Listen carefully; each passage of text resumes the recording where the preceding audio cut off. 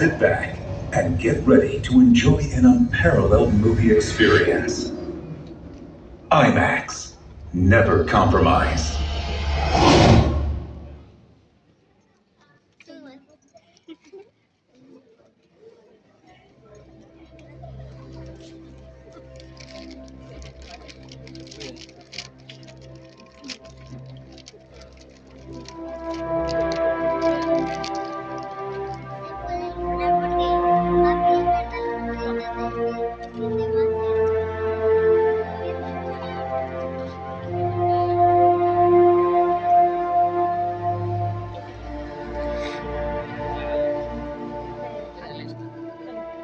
The story begins, as all life does, with water.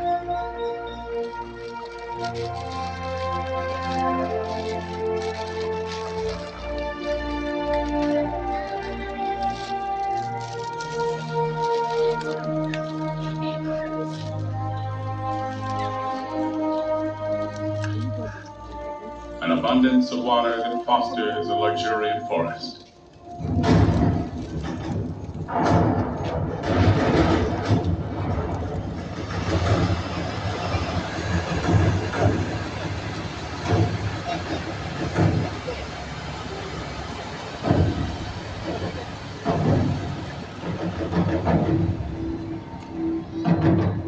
Water engulfs Panama, the last part of the Americas to rise from the primordial ocean.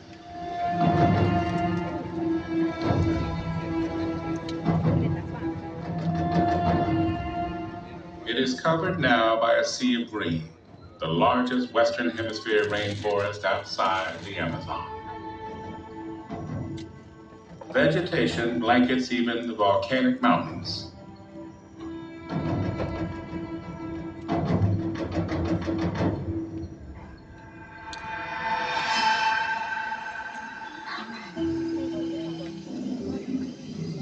Sustained by water, life flourishes.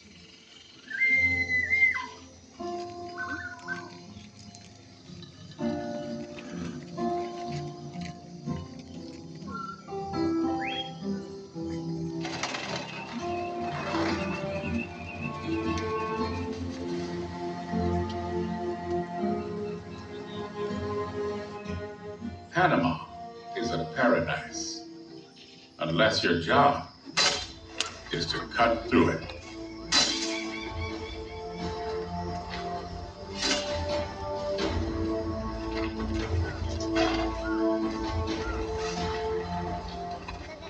There were surveyors sent out by the King of Spain to find a canal route across what is now Panama.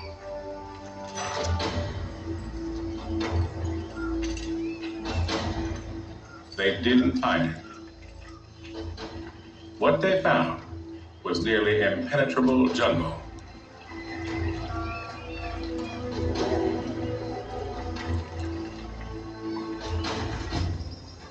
The first surveyors concluded there was no way to build such a canal. And nearly 500 years ago, there wasn't.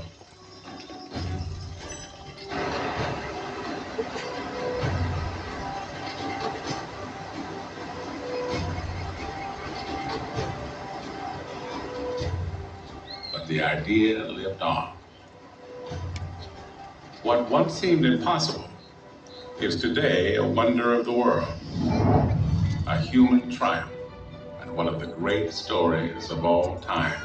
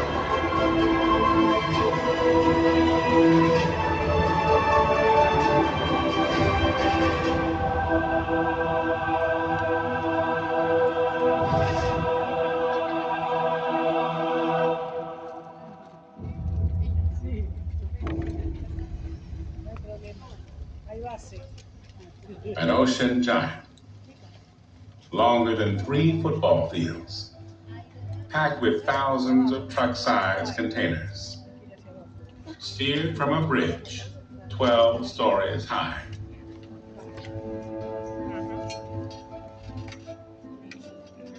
Like dozens of other ships, it's about to enter the Panama Canal.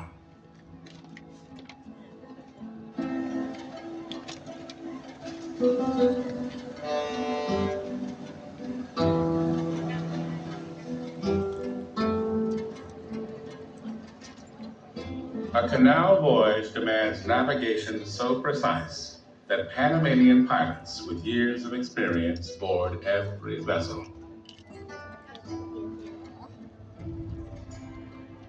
A ship's captain cedes command to the specialist, who knows every inch of the route ahead.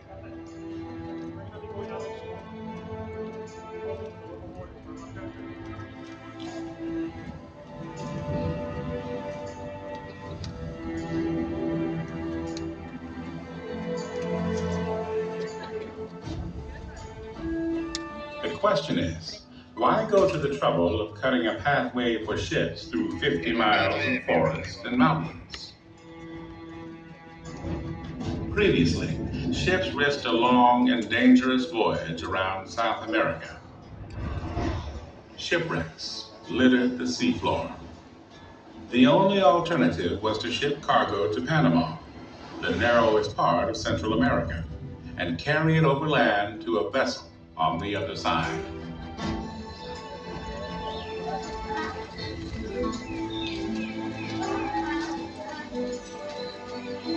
The trek was grueling and slow, whether hauling the gold of the conquistadors or mail for California 300 years later. But it made Panama a crossroads of the world.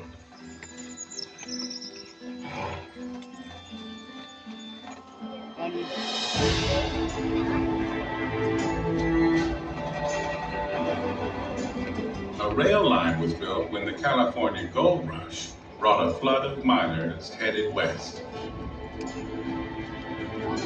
It has carried people across the isthmus for more than 150 years.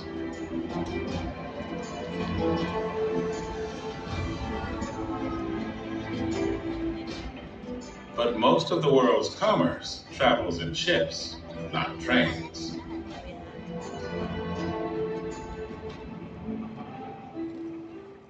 Enter a French entrepreneur named Ferdinand de Lesseps. He had created Egypt's Suez Canal. He vowed to do the same thing in Panama. De Lesseps' idea was a mammoth cut, 30 feet below sea level, all the way through the land. But Panama was not Egypt, not a dry and flat desert.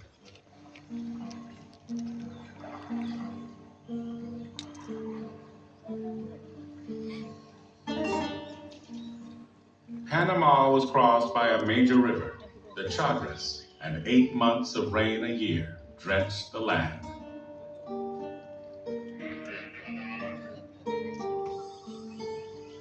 The tropical setting was beautiful, but for workers, it was also hot, humid, and remote.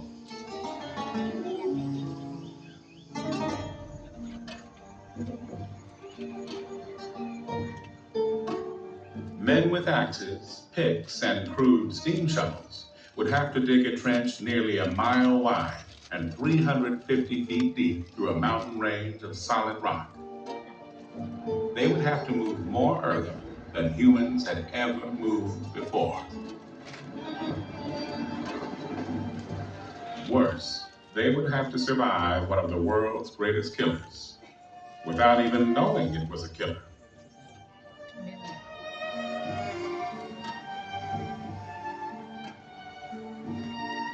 Nine years of rain, mudslides, stubborn jungle, and disease defeated the French.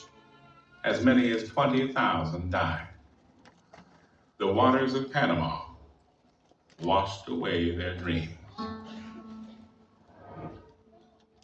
President Theodore Roosevelt saw a chance to control 2 oceans if the U.S. built the canal, Panama was a protectorate of Colombia.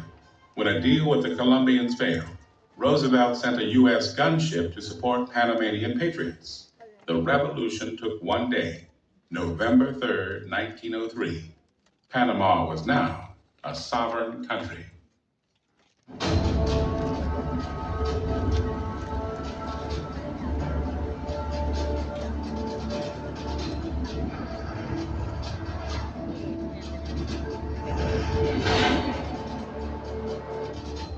How did the engineers of more than 100 years ago devise a way to sail huge ships through the wilds of Panama?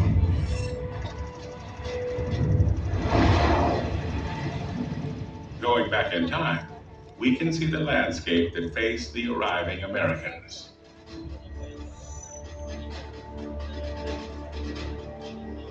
They realized that their biggest challenge was the turbulent, flood-prone Chagres River, which could wipe out their work.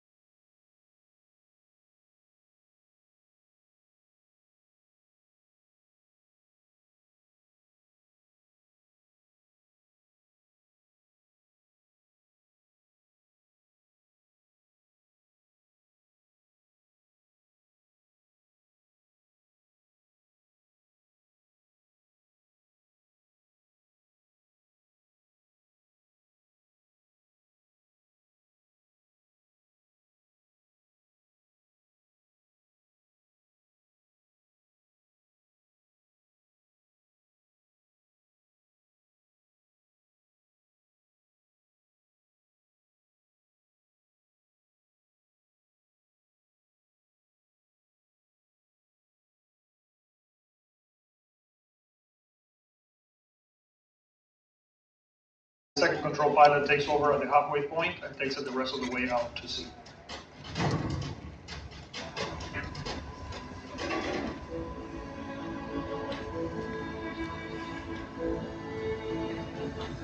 Another crucial job is maneuvering a tugboat that leads vessels between the sea and the locks. Captain Alan Barnes deals with multi-million-dollar ships carrying cargo worth a small fortune. Our main responsibilities here are to ensure the safe passage of the transiting vessels by assisting the pilots.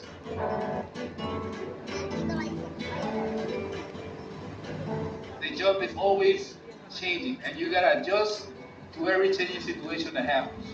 We are always there to assist the pilots so that no damage happens either to the structures of the Panama Canal or to the ships that are passing through.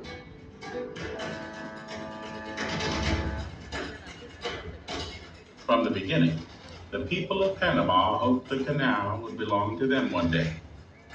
In 1977, the dream came to pass.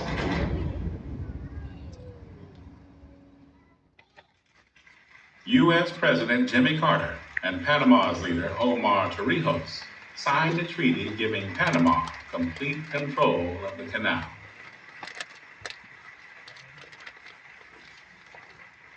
Panama took over 2 decades later. Some were concerned the country might not be up to the task. But operation of the canal has continued without a hitch.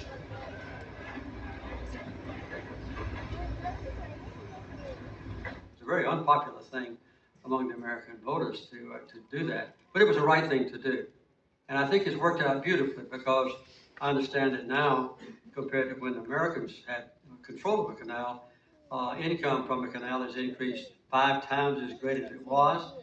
It's operated absolutely beautifully. So I think in every way, it's been good for the United States, it's been good for the Panamanian people, it's been good for everyone who uses the canal. Today, at the port of Cologne on the Atlantic side, people from around the world arrive to glimpse the legendary canal with their own eyes. Cruise ships sail through it almost daily. But the real business of the canal is commercial shipping. 300 million tons of goods move through every year. Tens of thousands of automobiles. The ingredients of maybe half the foods we eat. Materials used to build homes and offices.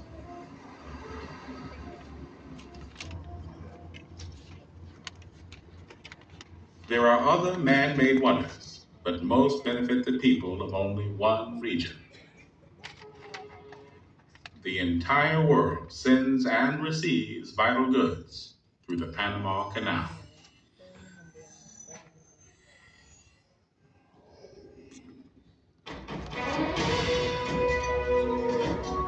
But ships have changed since the canal was built. It accommodates vessels 100 feet across and 1,000 feet long that carry up to 5,000 containers. But in recent decades, enormous ships have appeared that carry up to 13,000 containers. Stood upright, they would be nearly as high as the Empire State Building. Such ships now carry a majority of the world's cargo, but they're too big for the Panama Canal. Something had to be done. Leaders of Panama's Canal Authority searched for a way to keep the canal competitive. Led by the CEO at the time, Alberto Alamanzubieta, who became the architect and driving force of change. The expansion project has been called the most important transportation project in the Americas. I believe it's one of the most important projects in the world. And the reason is because we're going to modify one more time the way goods are moved between the 2 biggest oceans, the Pacific and Atlantic. After several years and 150 studies, they decided on an immense expansion of the canal. The entry areas would be dredged deep enough for larger ships. 3 huge new locks would be built at each end of the canal. The plan would raise the level of Gatun Lake while deepening channels through the lake and the western mountains. The expansion would ensure Panama's future, and it would change global shipping. In 2007, the fund began. Tens of millions of cubic yards of soil and rock would have to be removed.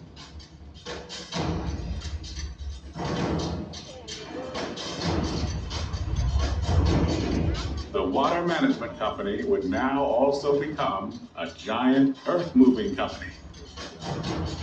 The effort would require partners around the world.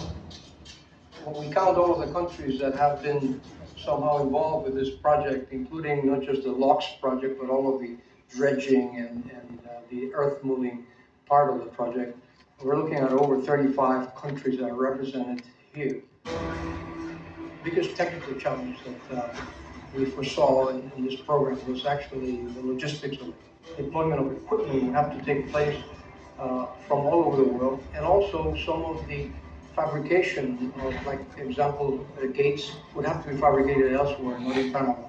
And those would have to be transferred to Panama, transported overseas, and eventually arrive in Panama for installation.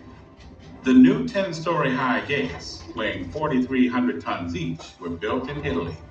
Getting them to Panama posed an historic challenge. No cargo like them had ever crossed an ocean. A huge ship was customized to carry 4 gates at a time. Delivering the 16 gates would take 4 voyages and 8 months. A lot of earth is being moved, almost as much earth has been moved this time than on the original construction.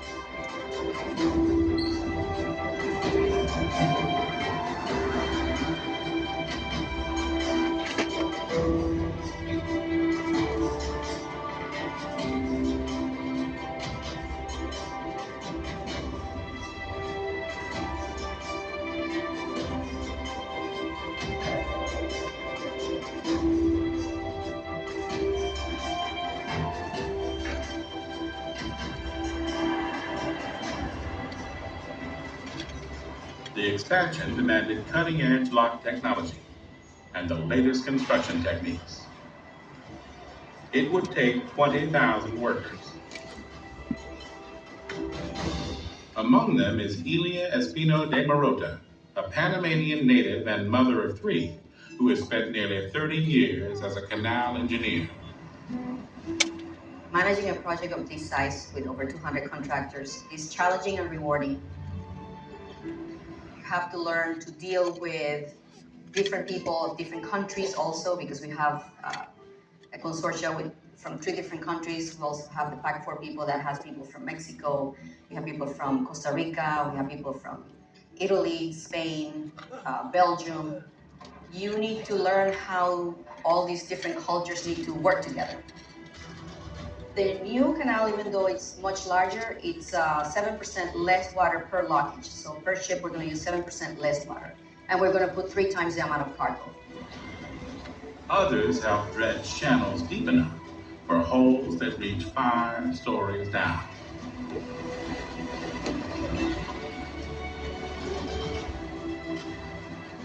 Among them, Elia's husband Peter, captain of a dredge that has worked in canal waters more than 30 years.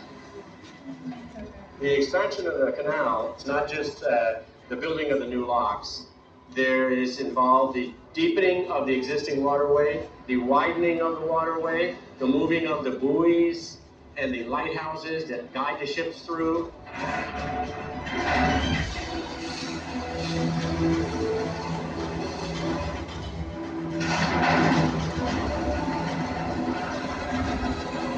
In the new locks, gates slide in and out on tracks.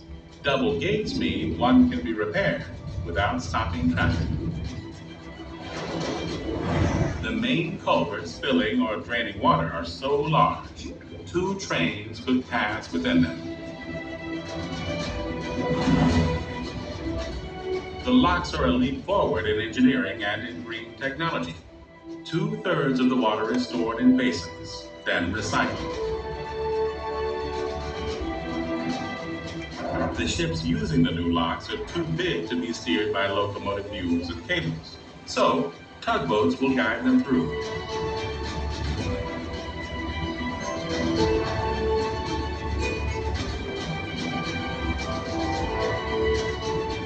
The expansion brings the canal into the 21st century and reinstates it as the world's most vital waterway.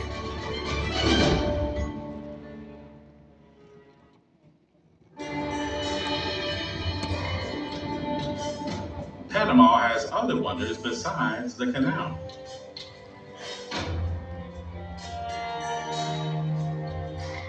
It is home to an extraordinary diversity of animal and plant species that have migrated from both North and South America to this middle ground. Panama has the biggest concentration of coastline compared to landmass in all of Latin America. Some 6,000 islands rise along the Caribbean coastline and about 1,000 on the Pacific side.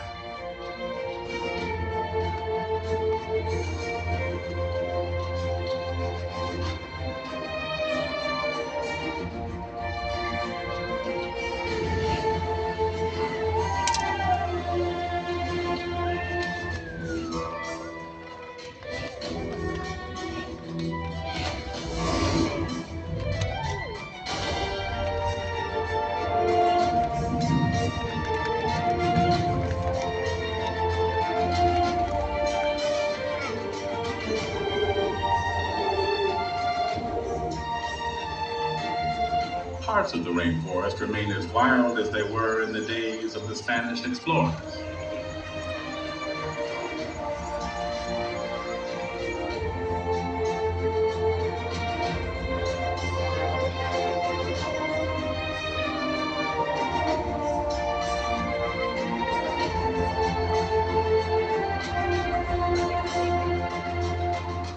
The indigenous population descended from the people living in Panama when the conquistadors arrived 5 centuries ago consists of 7 native tribes. Some live in comarcas, semi-autonomous reservations, where the Panamanian government has little say over their daily lives. They control large tracts of land, which cannot be developed without their consent. In a way, they serve as protectors of the land.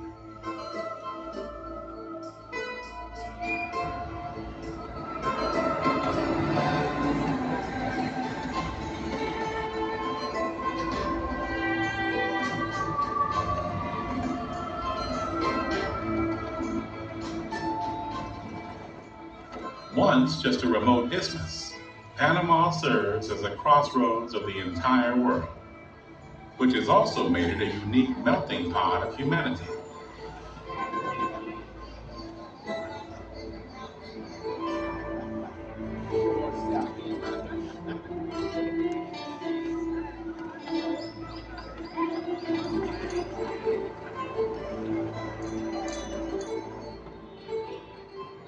Panama City has grown into a business center midway between North and South America, a magnet for international businesses and banks. The country has the strongest economy in Central America, one of the strongest in all of Latin America.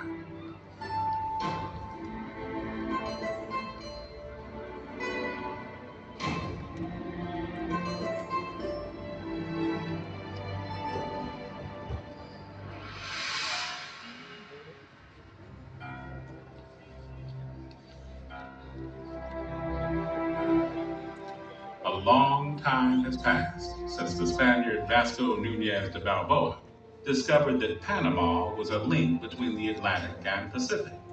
But the country is living in the best moment of its history, mostly because of the Panama Canal, newly revitalized, ready for the future, and still a wonder of the world. Wild Panama is protected because it has to be. The people and the economy all depend on preserving the forests.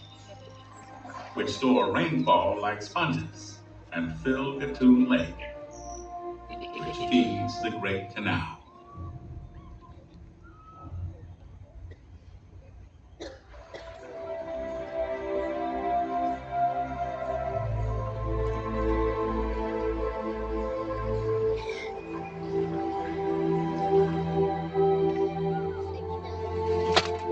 It turns out it is possible to connect the greatest seas on Earth, to prosper as a rising power in the world, and to remain still a timeless paradise.